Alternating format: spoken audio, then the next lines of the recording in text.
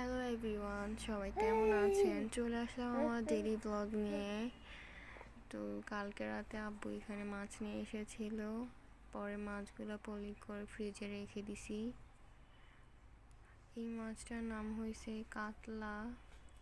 এটা কিন্তু ভাজি করলে আমাদের কাছে বেশি মজা লাগে। তো আমার ছোট ভাইকে বলছিলাম আম্মু রেখে দিতে, আসলে রাতের বেলায় পানি অনেক ঠান্ডা।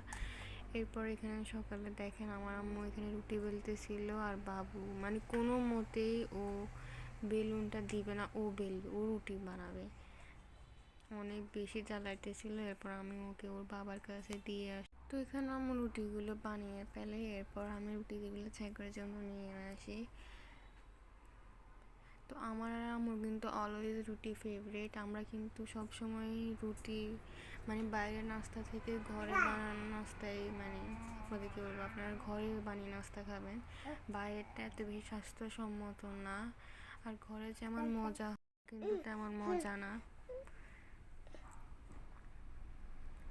তো আমরা কিন্তু একটু মানে কালচে কালচে করে ছেঁকে নিতেছি, মানে একটু বেশি যখন হয় না তখন খাইতে অনেক বেশি মজা লাগে।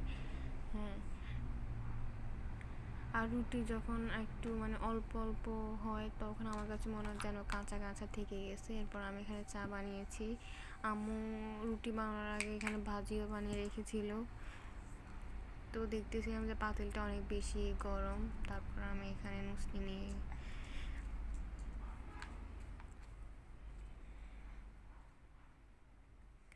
এরপর নাস্তা বানানো শেষ হয়ে গেলে আমিও খাইতে বসে যাই।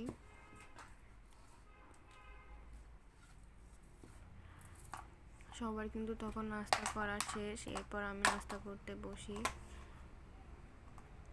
তো নাস্তা খাওয়া শেষ করে আমার ভাই কালকে মানে রাত 3টার দিকে মনে হয় বের হয়েছিল। ওরা সবাই অনেক ওর ফ্রেন্ডরা হয়ে গেছে। একদিকে ওদের ঘোরাও হয়েছে, অন্যদিকে রসও এনেছে। তো এই রসগুলা নিয়ে এসেছে 10 কেজি, আর এগুলা দিয়ে পিঠা বানানোর জন্য আনছে আর কি। একদম অল্প পরিমাণে হয়ে যাবে, পরে রাব হয়ে যাবে আর কি, আস্তে আস্তে কমতে কমতে। তো ওরা রস আনার জন্য গিয়েছিল মুসাফুর। আর এই মুসাফুরটা কিন্তু আমাদের এদিকে অনেক বেশি জনপ্রিয়, এখানে সবাই যায় রস খাওয়ার জন্য। তো এরপরে আমি এখানে একটু কমলা খাইছিলাম। পরে আমি এখানে বাইরে যাই, বাইরে গিয়ে ঘুরে ঘুরে দেখতেছিলাম। পরে দেখি যে এখানে এই ফুলগুলা দেখে আমার ছোটোবেলার কথা মনে পড়ে গেছে। ছোটোবেলায় এগুলো দিয়ে কিন্তু আমরা কম বেশি সবাই খেলতাম। তো এই হলো আমাদের চালতা গাছটা, এটা অনেক বড়। এখানে আরও অনেক চালতা আছে, বাট বোঝা যাইতেছিল না। এরপর এখানে আম্মু সবজি পেঁয়াজ যা যা লাগবে রান্না করার জন্য কেটে নিতেছিল।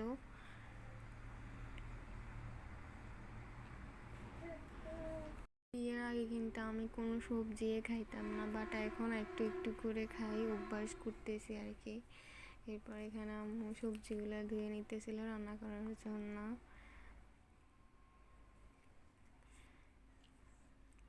তো এখানে সিমগুলো রান্না করার জন্য মাছ আর শুটকি বসাইছে, এগুলো দিয়ে সিমগুলো রান্না করা হবে। আর এখানে আম্মু দেশি মুরগি বসাইছে, আজকে দেশি মুরগি রান্না করবে। তো এই মুরগিটার পেটে কিন্তু অনেকগুলো ডিম ছিল। আমি কিন্তু যত জায়গায় বেড়াইতে গেছি আমার কাছে মনে হয়েছে যে আমার আম্মুর রান্নাই বেস্ট। আমার কোথাও রান্না ভালো লাগে না, আমার মায়ের হাতের রান্নাই আমার কাছে অনেক মজা লাগে। তারপর মানে যখন যাই পাই, ডিমের খোসা বলো পেঁয়াজের খোসা বলো, আমি সব কিন্তু গাছে করে এনে দিয়ে। এরপর এখানে আম্মু দুপুরের খাবারটা শেষ করে ফেলে, আমরাও করে ফেলি। তারপর এই যে ঠান্ডা ঠান্ডা এই পিঠা, আর উপরে ছিল একদম দুধে গুঁড়া দিছে, অনেক বেশি মজা লাগতেছিল তখন। এরপর আমার ছোটো ভাই এখানে মোগলাই নিয়ে আসে। মোগলাইটাও কিন্তু ভালোই ছিল মোটামুটি। তো আমি মোগলাইটা এমভাবে খাইনি, আমার কাছে সস দিয়ে খাইতে বেশি মজা লাগে, তো আমি সস একটু ঢেলে নিয়েছিলাম। বাবুকেও একটু দিছি, বাট ও খায়নি। আর সবসময় বয়স দেওয়ার সময় আমার সাথে এমন করে, তো সবসময় আমরা তো এমনই করে। এরপর একটু চা বানিয়েছিলাম, আম্মু আর আমি চা খাইছি। আর সন্ধ্যার দিকে বানিয়েছিলাম বেগুনি, এরপর ডিম চপ বানিয়েছি। তো প্রতিদিন আমি চেষ্টা করি নতুন নতুন কিছু নাস্তা বানানোর জন্য। আজকেও নিউ আইটেমই বানালাম। আসলে এগুলো শুধু রোজাতে খাইতে হবে এমন কোনো কথা নেই। আমার কাছে তো এমনি র্যান্ডম ডেতেও বানাইতে খুবই ভালো লাগে, আর অনেক দিন পরে খাইছি তো অনেক মজা হয়েছে।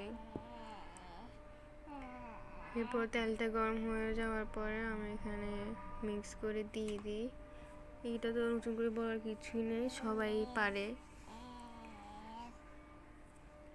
এরপর বেগুনিগুলো বানানোর পরে ডিমটা সিদ্ধ করে আমি কেটে কেটে নিছি। তো শুধু আমি আর আম্মু খাবো, এই জন্য 2টা ডিমই নিয়েছি, আর বেশি নিই নাই। আর বেগুনিও অনেক অল্প পরিমাণে বানাইছি। সবার তো আর মুখের টেস্ট এক না, আর খাবারও পছন্দ এক না। তো আমাদের কাছে যখন যেটা ভালো লাগে তখনই আমি ট্রাই করি ওইটা বানানো। ভিডিওটা অনেক বেশি লং হয়ে যাচ্ছে, আজকের জন্য এই পর্যন্তই। আল্লাহ হাফিজ।